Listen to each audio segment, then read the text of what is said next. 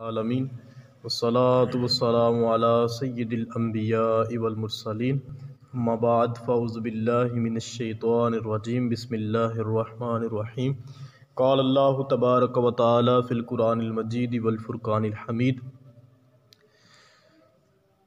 ان اللہ وملائکتہ یصلون علی النبی یا ایہا الذین آمنوا صلوا علیہ وسلموا تسلیما الصلاۃ والسلام علیک یا رسول اللہ وعلی آلک واصحابک یا حبیب اللہ الصلاۃ والسلام علیک یا رسول اللہ وعلی آلک واصحابک۔ آج ہم نے حیا کے موضوع پر گفتگو کرنی ہے، اور حیا کیا ہے؟ حضرت سیدنا جنید بغدادی رحمۃ اللہ علیہ آپ فرماتے ہیں کہ حیا کس کو کہتے ہیں کہ انسان خدا کی بے پایا رحمتوں کو تصور میں لائے، یعنی اللہ نے انسان کے اوپر جتنی اپنی نعمتیں کی ہیں بندہ ان نعمتوں کو سوچے، رحمتوں کو سوچے، اور اپنی کوتاہیوں کا بھی تصور کرے۔ ان دونوں تصورات کے درمیان ایک کیفیت جنم لے گی، اس کیفیت کا نام حیا ہے۔ یعنی بندہ اللہ کی اپنی ذات کے اوپر ہونے والی رحمتوں کو دیکھے، اور ہم جو اللہ کی بندگی کے طور پر کر رہے ہیں اس کو بھی تصور میں لائے، تو درمیانی جو ایک کیفیت پیدا ہوگی، یعنی بندے کے اندر یہ سوچ پیدا ہوگی کہ میرے اللہ کی میرے اوپر کتنی رحمتیں اور عنایتیں اور نوازشات ہیں، لیکن میں ان عنایتوں، رحمتوں اور نوازشات کا حق ادا کر رہا ہوں یا نہیں کر رہا۔ یہ جو کیفیت اور سوچ پیدا ہوگی اس کو کہتے ہیں حیا۔ حیا کے کئی سارے شعبے ہیں۔ حضور نبی کریم صلی اللہ علیہ وآلہ وسلم کی کثرت کے ساتھ احادیث ہیں۔ سب سے پہلے حصول برکت کے طور پر قرآن مجید کی ایک آیت کا ترجمہ کریں گے۔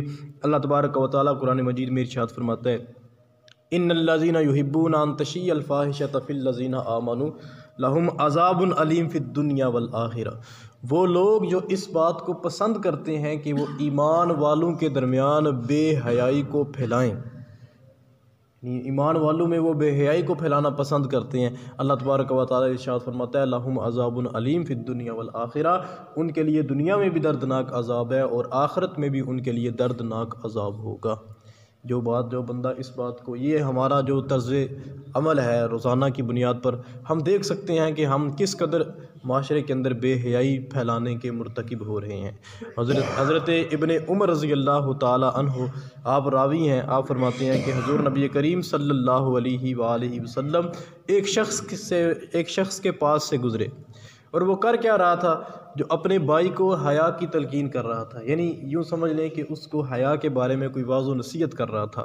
تو حضور نبی کریم صلی اللہ علیہ وآلہ وسلم جب اس کے پاس سے گزرے تو آپ نے ارشاد فرمایا دعہ فإن الحیاء من الایمان، اسے چھوڑ دو، حیا تو ایمان کا حصہ ہے۔ حیا کیا ہے؟ ایمان کا حصہ ہے۔ اگر حیا باقی ہے تو ہی ایمان باقی ہے۔ اور ایک اور حدیث مبارکہ کا مفہوم یہ ہے کہ اگر جو حیا اور ایمان ہے نا، جو دو چیزیں حیا اور ایمان، یہ لازم و ملزوم ہے۔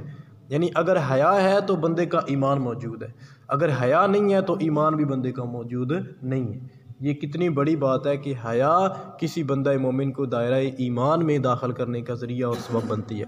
حضور نبی کریم صلی اللہ علیہ وآلہ وسلم کی ایک اور بڑی پیاری حدیث مبارکہ ہے، ارشاد فرمایا الحیاء لا یاتی الا بخیر، حیا صرف اور صرف بلائی ہی کو لاتی ہے۔ یعنی جو بندہ حیا والا ہوتا ہے نا، اس کے سارے معاملات زندگی کے اندر اللہ تبارک و تعالیٰ بلائیوں کو پیدا کر دیتا ہے۔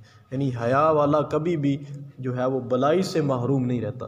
حضرت ابو ہریرہ رضی اللہ تعالیٰ عنہ اس حدیث کے راوی ہے، ان رسول اللہ صلی اللہ علیہ وسلم قال الایمان بضع و سبعون او بضع و ستون شعبۃ، فرمایا کہ نبی کریم علیہ السلام نے ارشاد فرمایا ایمان کے 70 سے کچھ زیادہ یا 60 سے کچھ زیادہ شعبے ہیں۔ یعنی ایمان کے 70 سے یا 60 سے کچھ زیادہ شعبے ہیں۔ اور آگے ارشاد فرمایا فافضلها قول لا الہ الا اللہ، اور ان ایمان کے 70 یا 60 شعبوں میں سے سب سے جو افضل شعبہ ہے وہ کیا ہے؟ بندے کا یہ کہنا لا الہ الا اللہ، یہ سب سے افضل شعبہ ہے۔ وَأَدْنَاهَا، اور ایمان کا سب سے ادنا شعبہ کیا ہے؟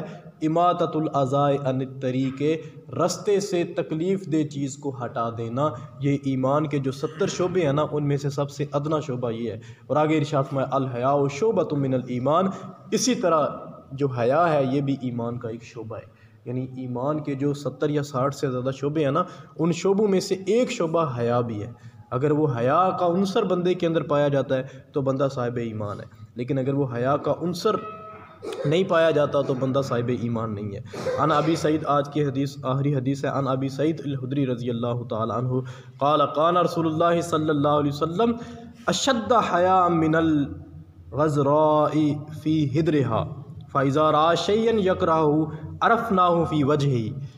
حضور نبی کریم صلی اللہ علیہ وآلہ وسلم کے بڑے پیارے صحابی ہیں حضرت ابو سعید خدری، آپ فرماتے ہیں کہ حضور اکرم صلی اللہ علیہ وآلہ وسلم پردہ نشین کنواری لڑکی سے بھی زیادہ حیا دار تھے۔ جس طرح کنواری لڑکی جو ہے وہ حیا والی ہوتی ہے نا، نبی کریم علیہ الصلوۃ والسلام مرد ہونے سے متصف ہونے کے باوجود اس لڑکی سے بھی زیادہ، جو پردے میں رہنا پسند کرتی تھی، اس سے بھی زیادہ حیا والے تھے۔ آپ فرماتے ہیں کہ جب آپ کوئی ناپسندیدہ چیز دیکھتے تو ہم اس ناپسندیدگی کے آثار آپ کے چہرہ میں دیکھ لیتے، یعنی آپ کے سامنے کوئی ایسا کام ہوتا جو آپ کی فطرت کے موافق نہیں ہوتا تھا تو ہم آپ کے چہرے سے دیکھ لیا کرتے کہ نبی کریم علیہ الصلوۃ والسلام کو اس کام سے طبعی نفرت ہے یا آپ اس کو ناپسند فرما رہے ہیں۔ تو یہ حیا کے متعلق جو خوبصورت ارشادات گرامی قدر پڑے، اللہ تعالی ہمیں ان کے اوپر عمل کرنے کی توفیق عطا فرمائے۔ وآخر دعوایا ان الحمد للہ رب العالمین۔